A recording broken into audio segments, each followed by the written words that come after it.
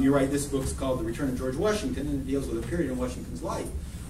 But how does it fit with the other things I write? As you notice, I'm primarily a historian of science. Most of my works are in history of science. My forthcoming books are in that sort of same area. But what I do with my writing, I write articles on lots of topics. But with my writings, and if you want to notice a comparison, connection, is I tend to fill gaps in what other people haven't written about. There are lots of great writers who can take a topic that has already been written many, many times and tell it again, and maybe tell it better and get a best-selling book. I mean, you think of somebody like David McCullum and his works on John Adams, as if we didn't know what he was writing, and yet he told it so well, people wanted to read it. Ron Chernow did the same thing with George Washington and brought out a new biography of George Washington. It was a bestseller, and it was a great book. These are just historians who do this. And I tend, maybe because I'm not quite that confident, I love to do archival research myself. I love to just bury myself in the archives. And I also, I guess I'm not that confident. I think I'm a good writer, but don't want to take a topic that's already been written. So what I tend to do is I tend to take for gaps in the writing. And since I've taught American history for a long time, I can see those gaps. I've taught history of science a long time too, and some of them interrelate from my history of science, some from my teaching of American history. That's what my Scopes book was about. The Scopes book was that when I'd written that book on John Scopes, it's changed now somewhat, but when I wrote my book on John Scopes, the one that you mentioned won the Pulitzer Prize, no historian had ever written a book about the Scopes trial. There had been books. There had been books by a science fiction writer once wrote a book about it. It was good. A journalist, 6 Days Forever, Ray Ginger, had written a book. But no historian, and that meant nobody had gone back into the archival research and bring the techniques and the methods of a historian to figuring out what happened, the way a historian would look at it. Didn't mean, of course, Inherit the Wind is a great, great play. I got to be good friends with Bob Lee and Jerry Lawrence, who were the writers of that play. It's a great play, but it's not really about the Scopes trial. It's really about what you were talking about earlier. It's really about, well, it's about McCarthyism. It's an attack on McCarthyism. Doesn't make it less of a great play. But I could go back and try to parse out the story. And I did the same thing with the book on the Galapagos. Everybody talks about Darwin and the Galapagos. Well, no one talks about the other science. Why did Darwin go to the Galapagos? Did he discover it? Well, no, he didn't discover it. It was already a hotbed of science before he went there because it produced so many strange animals and plants. Plants and animals found nowhere else in the world because it was the largest area of land other than in the polar regions. It was the largest area of land in the world ever discovered by Europe, first by Europeans. And therefore the native plants and animals were still in the Galapagos, where every place else, even Hawaii or someplace like that, the Polynesians had been there and brought their pigs and their animals and basically messed up the local flora and fauna. And so when the Galapagos were discovered, humans had never been there. Mammals had never been there, except bats or flying mammals. No land mammals had been there. Well, and of course sea mammals had been there, things like whales swam around it and things like seals. But no land mammals too. So they could see a totally different environment there, totally different plants and animals. And it further, well before Darwin, it further pushed the questioning about the creation story. Because you see the Galapagos and you simply can't believe that, I mean, why all these, even though the islands are very similar to other islands, why all these totally unique types of birds and animals? What did God just decide on this one island to, on the sixth day, to create a whole bunch of special animals? It just didn't make any sense. And all these animals couldn't have gotten there from an ark. It challenged the creation story 200 years before Darwin. So when Darwin went there, he had his eyes wide open. He knew it was a world-famous challenge to creationism long before Darwin got there. And that's one reason he insisted on having the Beagle stop there. So I could tell that story by looking at science in the Galapagos Islands. I had a book on the 1800 election because, oddly enough, despite how important the 1800 election was for transforming American politics, basically the birth of the two-party system, There were books about the development of the two-party system. There were some wonderful books about the development of the two-party system. And they would always close with the 1800 election, but they wouldn't analyze the 1800 election in the same way that, say, Teddy White analyzed the 1960 election in Making a President in 1960. So I used the 18th election of that book, Teddy White's book on Making a President, as my model, and went through just the election, and suddenly, well, the New Yorker said it was the best book ever written on the 1800 election. You could see what happened. You could see, and it was truly a battle of science and religion, with Jefferson being the candidate of science, and Adams, even though Adams was really no more religious than Jefferson, being presented as the candidate of religion. And the Science in Antarctica, the book I was here last for, was a similar sort of story, that people write all the time about Shackleton's expedition, the one that totally failed, the one that he got caught in the ice and he had that wonderful trip out. It was an incredible story. People write about Amundsen and Scott getting to the South Pole, but they don't talk about the context. They don't talk about the science going on. And I found, by looking at the science in the Antarctic expeditions back at that time, and National Science Foundation supported my research to go down there and spend quite a bit of time trying to figure out what scientific work was done by scientists. They had some Royal Society caliber scientists on those expeditions, and they weren't having anything to do with going to the pole. They were off doing research.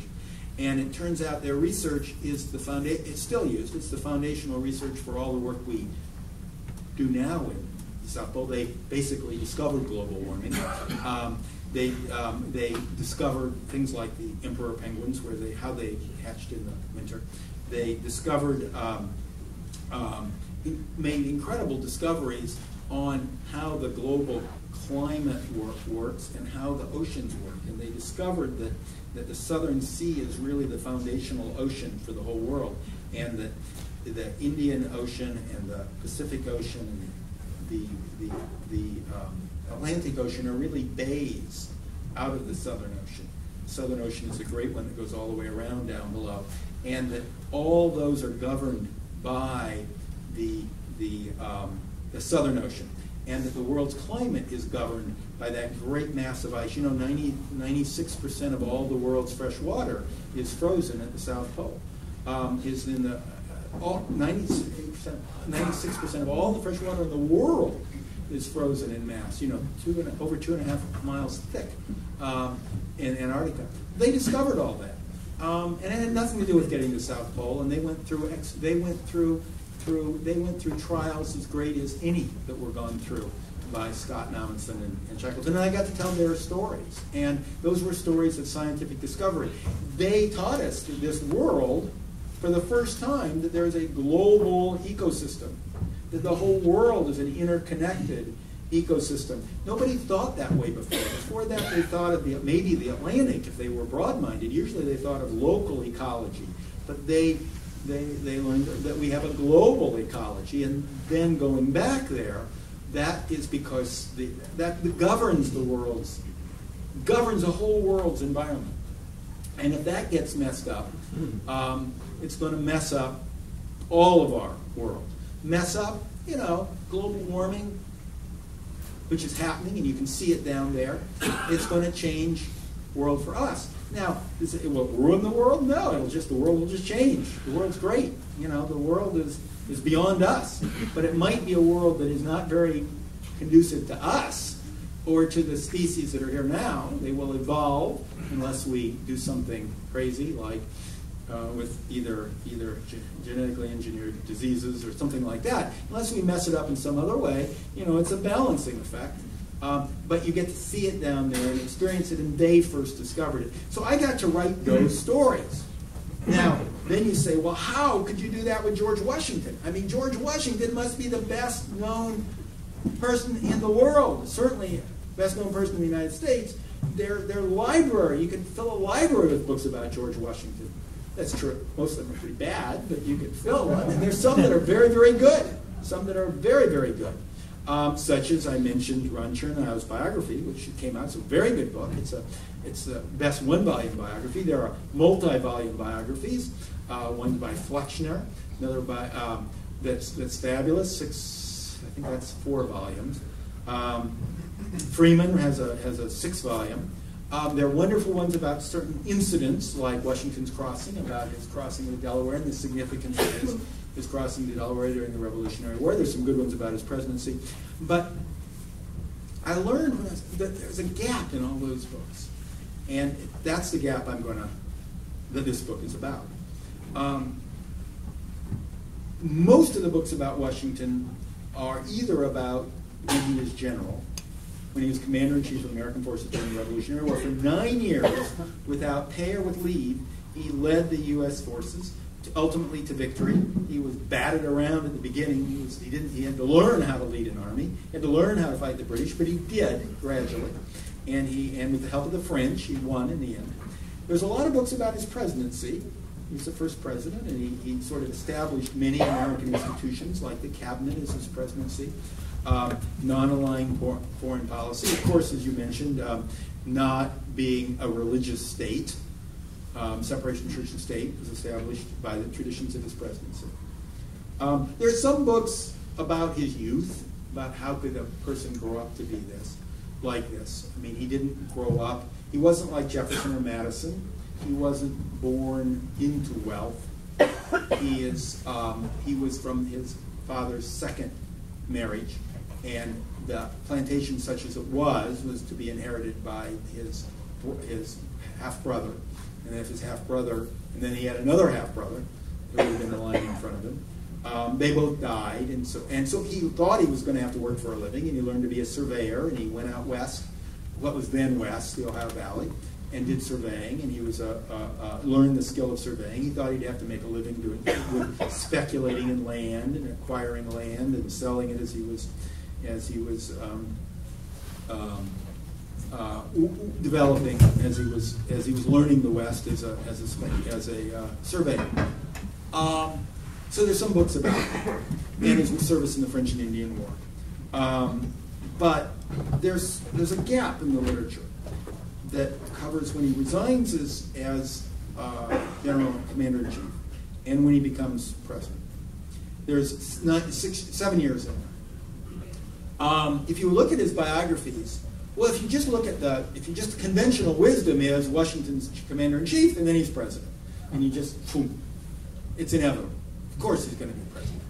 Well, we didn't have a country for him to be president of when the revolution ended. When the revolution ended, we had 13 sovereign states. And those sovereign states were just that, sovereign. Many of them had established churches. Very few of them had freedom of religion. Rhode Island did. There were some that did have freedom of religion, but most did not.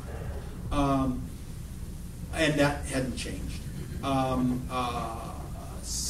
It was a capital offense to not be, they were still killing Quakers in Massachusetts, and they were still prohibiting anyone from having a mass, and it was a crime to be a priest, and in most states it was illegal to be an atheist or an agnostic. Well, they wouldn't have called them agnostics, they'd call them atheists. It was a crime to be that in many states, New York, for example, other states.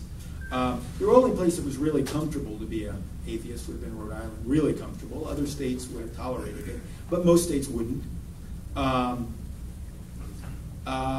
They were all going off in their own way. The central government, such as it was called the Articles of Confederation, and that created a central League of Friendship. That's actually the term they used, League of Friendship. That was about as strong as the United Nations is today. Each state could send as many delegates as they wanted, but each state would just get one vote. To make any change, it required a unanimous consent of all the states. And no state was going to do that. They never could get any change made in the structure. It didn't have the power to tax. It didn't have any power to command individuals in any way. Couldn't command individuals. It couldn't command states. It could just ask them. It could ask them for a requisition. It could ask them to do things. It didn't control interstate commerce or interstate commerce. So naturally, each of the states set up tariff barriers against each other. And each tried to after the war was over, eke out its own survival. Of course, we all know Darwinian evolution. Who do you compete against? You compete against your neighbors. you compete against your brothers. I mean, you compete against your own species. You don't compete against other species. And so these states were competing against other states. And so they were fighting with each other. So New York was basically, they had the harbor, so they were exporting their taxes to Connecticut and New Jersey to get their goods to market, hurting the whole. There was no national market economy that could flourish and create a prosperous union. But even worse than that, they couldn't have an army, and because they hadn't paid the Americans. During the Revolution, they didn't pay them for the last 3 years. Getting paid. Because they didn't have any ability to raise any money. Sometimes the states paid their own troops that were serving. And so, when the war ended, the treaty gave America, the United States, everything to the Mississippi River. But there was that was filled with Native Americans that had been traditionally trading with the British at a variety of forts like Detroit, other forts. And the British never left those forts. They kept working with the Native Americans with fur trading.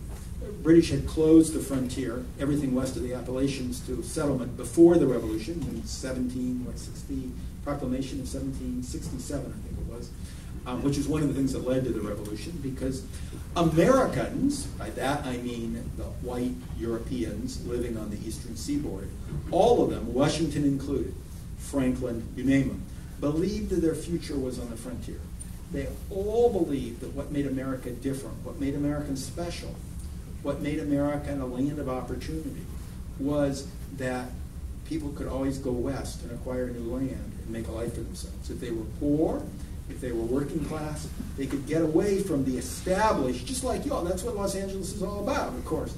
That's why you have free inquiry. We want to get away from you're in these small towns in the East, and you're forced to think like everybody else and act like them. And I guess if you're in Salem and you're a witch, you're burned, or you're a Quaker, you're hung.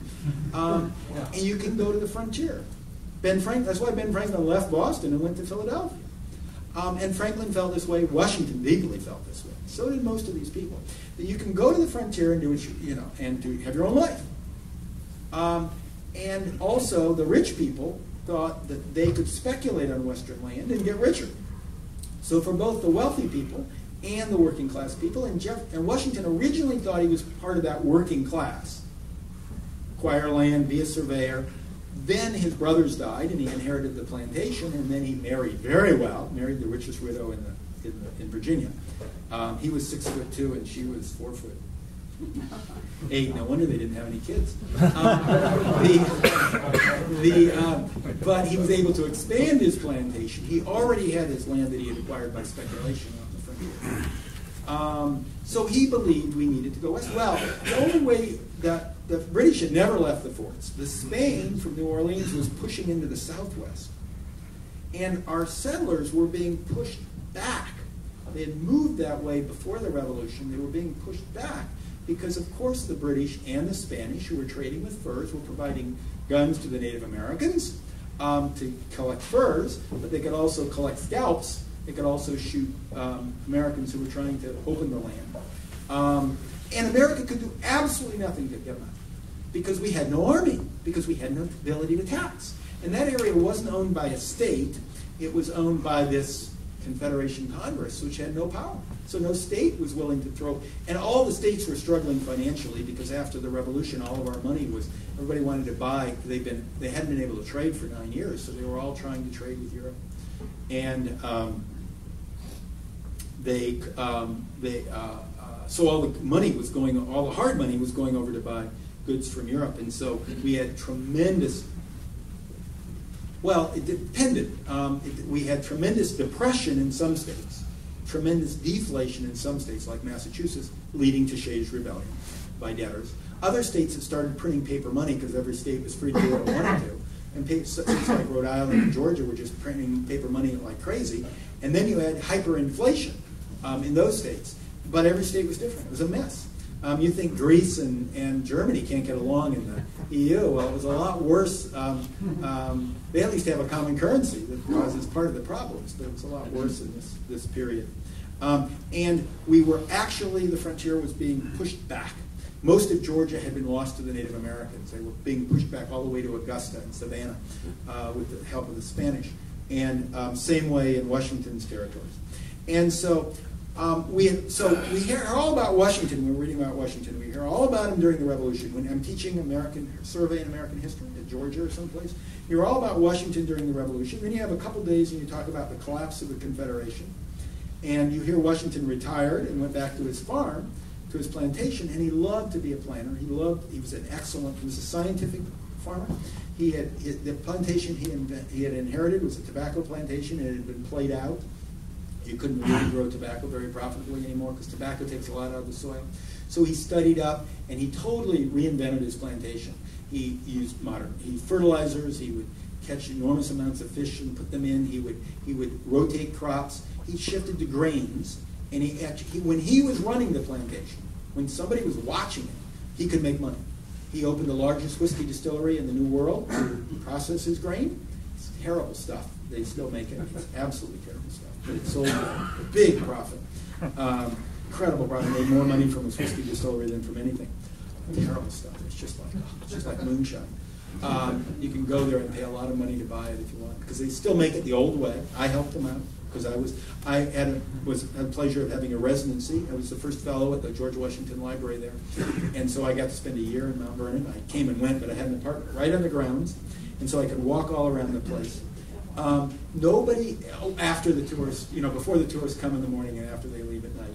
And so I could really get a feel for this person and study what he was doing, because he disappears and then he reappears as president, and you wonder, what is Washington doing? He spent 9 years without pay or leave during the Revolution. In grave danger in some of these battles. Toughing it out at Valley Forge and at Morristown, which was even worse. He was very close to his men. He was very close to especially his officers' corps. He never went into battle without hearing all of their ideas. He was that sort of a leader. He was a political general. He had to be to pull those warring states together and to deal with the French. And that way, he was more like an Eisenhower than a Patton. Eisenhower, who got during World War II, Eisenhower getting de Gaulle and Churchill and Montgomery and Patton to all work on the same team. I mean, that's tough. Imagine if MacArthur had been given that job; it would have been a disaster. And Washington was more like an Eisenhower than he was a MacArthur. He listened. He always listened. Compromised. Tried to get all the advice. And so he was back there. What was he, just sitting back there at the plantation? Tending his farm for 6 years with everything he fought for was collapsing, and he knew it was collapsing. So I went back to study that period. Now, and that's what this book's about. That period that even in his biographies, people just talk about him as a farmer and sort of skip over his role as a leader. And what I found is that he was tremendously involved during that 6 years. He was writing literally hundreds of letters a month. Most of which we have. He was to different political leaders, different state leaders, saying, what are we doing? To his friends back in France, like Rochambeau and Lafayette. What is happening? Only a Tory, some of his letters are right, only a Tory, only a Brit could have predicted this. We were trying to do something different in America, he said. We are trying, and he always used this phrase, we were trying to create a government of the people. There's never been one, and not at a continental level. There had been, they knew the Swiss cantons. You had these tiny little villages in Switzerland that were where they did have some sort of a functioning republic or democracy. You had the city-states, maybe in Greece, depending on how you interpret the story. You had the Doge elected in Venice, but everything else was run by the aristocracy. The rest of the world is monarchies, is theocracies, is ruled by dogma, ruled by, and Washington was a child of the Enlightenment, as was Franklin, as was Jefferson, as was Adams in his own way. So many of these people, even Hamilton, the others, and the Enlightenment thought of this idea that people voluntarily form. You can read Locke, you can read Rousseau. People should be what's important, not the king, not the aristocrats. People should be what's important.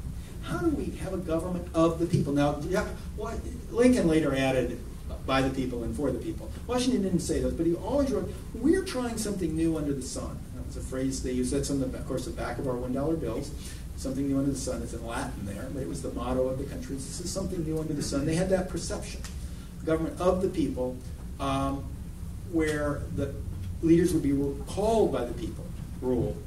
And it was all collapsing. And Washington would write these letters. He's pleading, how about a Tory or a Brit? This is just what they said. They said it could never work. They said you have to have a king. You have to have the church has to back your government. You can't have separation of church and state, because you can't have an effective government unless you coerce the people through religion and get the religion behind it. So you had this, this where the bishops worked closely with the kings, or you just had a theocracy of some sort. You had some of those in some places. You had a military rule. We're trying to do something different, and it's all failing.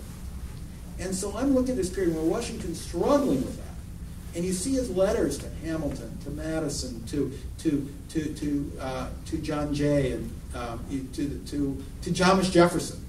Jefferson and Washington were very close during this period. Madison was very close with Jefferson. They broke later, but this time they were very close. They were working on the same page. To the Pinckneys in South Carolina, to the Morrises in